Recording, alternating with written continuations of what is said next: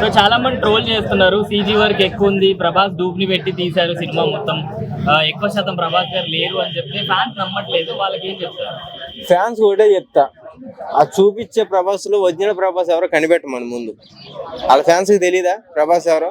ఇప్పుడు అన్నం ఉడకాలంటే చేయి మొత్తం చూడగా మెతుకు పట్టుకుంటే సరిపోతుందిగా. అలాగే ఒరిజినల్ ఆల్ఫర్డ్ ఎవరైతే ప్రభాస్ ఫ్యాన్స్ ఉంటారో ఈజీగా కనిపెట్టేస్తారు ప్రభాస్ ఎవరో దాంట్లో. సో ఆ ఎడిటింగ్ గురించి మాట్లాడే వాళ్ళు అంటావా, ట్రోల్ చేసే వాళ్ళు చేస్తూనే ఉంటారు. వాడు వచ్చి చేయమంటే చేత కాదు, వాడు చేసే వీడియో మొహం మీదే లైట్ సరిగ్గా ఉండదు. వాడు కూడా సినిమా గురించి మాట్లాడతాడు, ఓకేనా. సినిమా కష్టం అంటే చాలా ఉంటుంది, ఎడిటింగ్ ఉంటుంది, డిఓపి వాడి కష్టం ఉంటుంది, రైటర్ ఎన్ని ఉంటాయి, ఎన్ని కష్టాలు ఉంటాయి. అవన్నీ చేసుకుని వదులుతారు దాన్ని. ఏం తెలియకుండా ఒక 1 minute రీల్తో ఇల్లు ఆ సినిమా అసలు ఎలా ఉండబోతుంది అన్నదట్టుగా చేసేస్తున్నారు ఇప్పుడు సోషల్ మీడియాలో ట్రోల్స్. అది చాలా తప్పు. అది ఒరిజినల్గా ఎవరైతే ప్రభాస్ ఫ్యాన్స్ ఉన్నారో, డార్లింగ్ అని పిలుస్తారో వాళ్ళు అసలు మాట్లాడరు.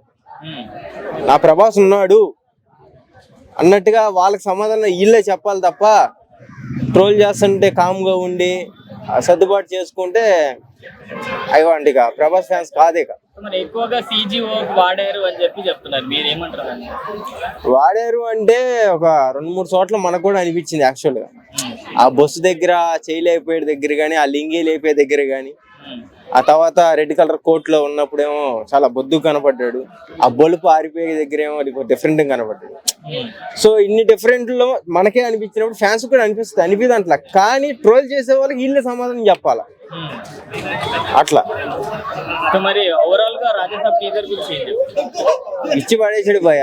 ఎంత సీసీ వర్క్ అయినా ఏదైనా సరే ప్రభాస్ ని ఇన్ని సంవత్సరాల మళ్ళీ చూస్తున్నాం మనం. ఫస్ట్ ఆఫ్ ఆల్ అది డూబ్ అవని ఏదైనా అని చూసే ప్రభాస్ మొహమేగా, దట్స్ ఇట్. అదొకటి చాలు మాకు.